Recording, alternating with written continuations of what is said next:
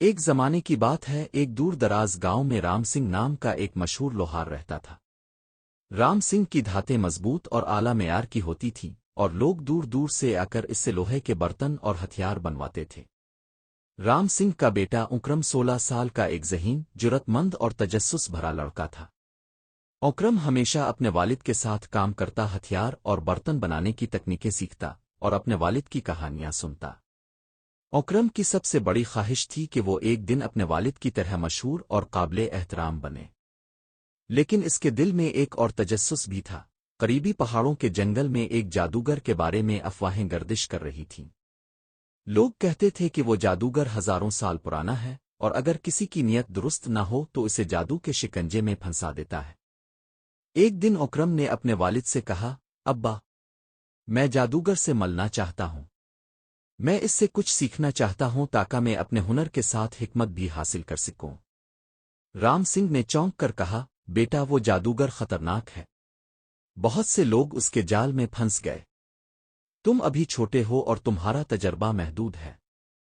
لیکن اکرم کی جستجو اتنی مضبوط تھی کہ آخرکار رام سنگھ نے سوچا، اگر اسے صحیح طریقے سے تیار کر کے بھیجا جائے تو شاید وہ کچھ نیا سیکھ سکے۔ اس نے اکرم کو نصیحت دی، بیٹے، جنگل میں ہمیشہ اپنے دل کی سنو، خوف کی نہیں۔ اور یاد رکھو، ایمانداری اور صبر تمہارا سب سے بڑا ہتھیار ہے۔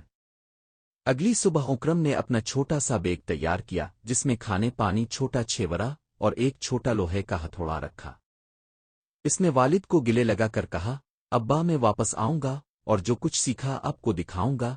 پھر وہ جنگل کی طرف روانہ ہوا۔ جنگل میں داخل ہوتے ہی اکرم نے عجیب و غریب آوازیں سنیں۔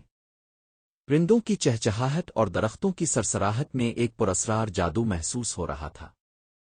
چند گھنٹوں کے بعد اکرم ایک روشن جگہ پر پہنچا جہاں جادوگر ایک بڑے پتھر پر بیٹھا تھا۔ اس کے بال لمبے اور سرسفید تھے، آنکھیں چمکدار اور کپڑے دھندلے لیکن شاہانہ لگ رہے تھے۔ جادوگر نے اکرم کو دیکھ کر کہا، اچھا، ایک نوجوان انسان یہاں تک آ گیا۔ تم یہاں کیوں آئے ہو؟ اکرم نے حوصلے سے جواب دیا، میں آپ سے سیکھنا چاہتا ہوں۔ میں طاقتور ہتھیار بنانے کے ساتھ ساتھ حکمت بھی حاصل کرنا چاہتا ہوں تاکہ لوگوں کی مدد کر سکوں۔ جادوگر نے مسکرا کر کہا، بیٹے، تمہارے دل میں سچائی اور جرأت ہے۔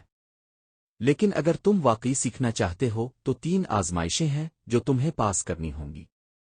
پہلی آزمائش جسمانی، دوسری ذہنی اور تیسری روحانی ہوگی۔ پہلی آزمائش میں اکرم کو ایک پہاڑی کے کنارے تک پہنچنا تھا جہاں ایک مضبوط دریا بہہ رہا تھا۔ دریا کا پانی جادوئی تھا اور ہر لمحے رنگ بدل رہا تھا۔ جو بھی دریا میں قدم رکھتا اسے بہا کر دور لے جاتا۔ اکرم نے اپنے ہتھوڑے کو پانی میں لنگر کی طرح استعمال کیا اور بہاؤ کی سمت دیکھ کر محتاط قدموں سے دریا عبور کیا۔ اس نے نہ جلدی کی نہ لالچ میں آیا اور کامیابی سے پار پہنچ گیا۔ دوسری آزمائش ایک اندھیری غار میں تھی۔ غار میں ہر طرف سائے اور آوازیں ایک خوفناک کہانی سنانے لگیں۔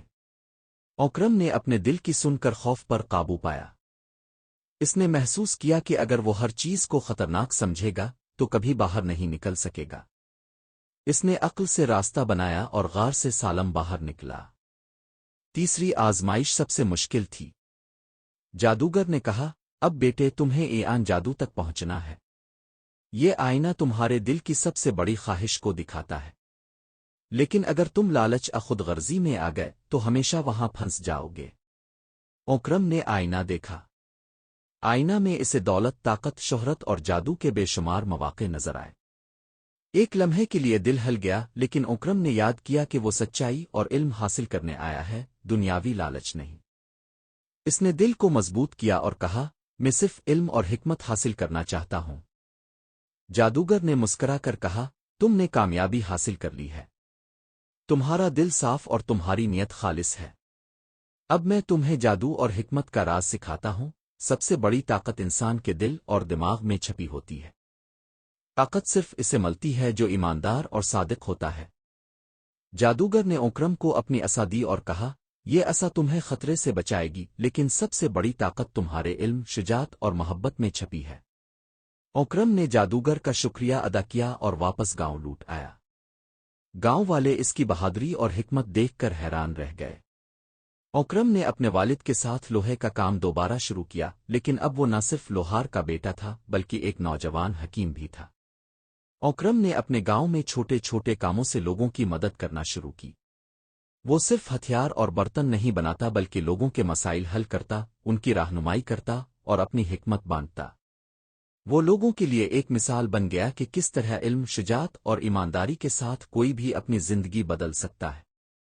وقت گزرتا گیا اور اکرم کی شہرت آس پاس کے گاؤں میں بھی پھیل گئی۔ لوگ اس کے پاس مشکلات کے حل کے لیے آنے لگے۔ اکرم نے جادوگر کی تعلیمات یاد رکھتے ہوئے نہ صرف اپنی طاقت بڑھائی بلکہ دوسروں کی بھلائی کے لیے اسے استعمال کیا۔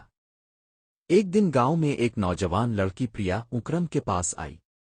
وہ رونے لگی اور بولی، اکرم بھائی، میرے گاؤں میں ایک خوفناک بیماری پھیل رہی ہے۔ لوگ علاج کے لیے کسی کے پاس نہیں جا رہے۔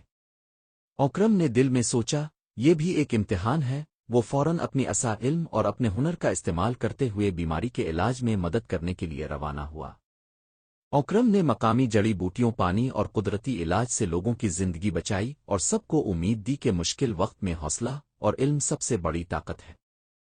اسی طرح اکرم نے وقت کے ساتھ ساتھ کئی جادوئی مواقع اور آزمائشوں کا سامنا کیا۔ ایک بار ایک پہاڑ میں ایک دیو نما سانپ نے گاؤں کے راستے کو بند کر دیا۔ اکرم نے اپنی جرت اور علم سے نہ صرف سانپ کو قابو کیا بلکہ اسے دوبارہ جنگل کی طرف بھیج دیا۔ گاؤں والے اس کی بہادری دیکھ کر خوش ہوئے اور اسے اپنا ہیرو ماننے لگے۔ اکرم نے جادوگر کے اصول ہمیشہ یاد رکھے، طاقت، علم اور شجاعت کا صحیح استعمال صرف دوسروں کی بھلائی کے لیے ہونا چاہیے۔ اس نے سیکھا کہ حقیقی جادو دنیاوی طاقت میں نہیں بلکہ دل کی صفائی، نیت کی خالصیت اور علم کے استعمال میں چھپا ہے۔ ایک دن گاؤں کے لوگ اکرم کے پاس آئے اور کہا، بیٹے، تم ہمارے لیے نہ صرف لوہار بلکہ رہنما بھی ہو۔ تمہارے بغیر ہم اپنی زندگی کے مسائل حل نہیں کر سکتے۔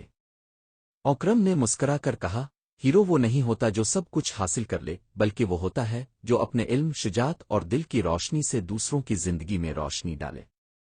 یوں اکرم نہ صرف اپنے والد کے لیے فخر کا باعث بنا بلکہ پورے گاؤں کے لیے ایک مثال بن گیا، اور جادوگر کی حکمت ہمیشہ اس کے ساتھ رہی۔ اکرم نے یہ جان لیا کہ حقیقی طاقت، جادو اور کامیابی کا راز دل کی صفائی، علم اور نیک نیت میں چھپا ہے۔